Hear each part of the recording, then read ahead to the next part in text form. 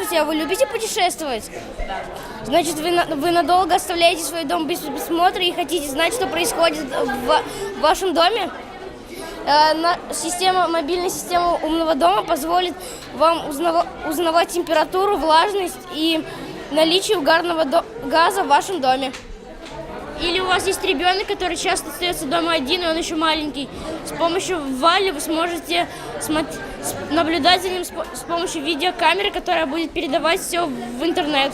Ну что, друзья, мы живем в удивительное время. Время внедрения робототехники. Прошлое столетие с гордостью называли атомным веком, космической эрой. А как назовут нынешнее столетие? Может быть, веком роботов? Сегодня у нас проходит соревнование Роболига. Я представляю номинацию ЕВ-3, это Лего ЕВ-3. В этой номинации у нас 4 направления. Есть сумо, большое и маленькое, 25 на 25 роботы и роботы 15 на 15. Есть многоборье и есть футбол управляемых роботов.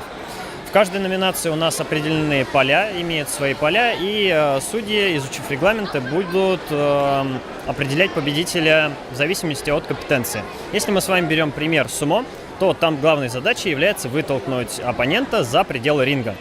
Что младшие, что старшие, правила одинаковые. Если мы с вами берем соревнования футбол управляемых роботов, это обычный футбол. 3 роботов, в каждой команде по 3 робота. Их задача забить, закатить мяч в ворота оппонента. И есть соревнования для старших, это многоборье. В нем ставятся 2 задачи. Первая задача – это езда по черной линии с препятствиями, и второе – это прохождение лабиринта. И соответствующий каждый этап будет оцениваться. Кроме направления ЕВ-3 есть направление для ребят помладше, это направление ВЕДО 2.0.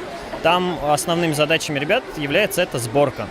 Правильная сборка конструктора и запуск их потом на поле соревновательном. У каждой площадки свой судья, и не один, потому что сегодня у нас участников рекордное количество, очень много.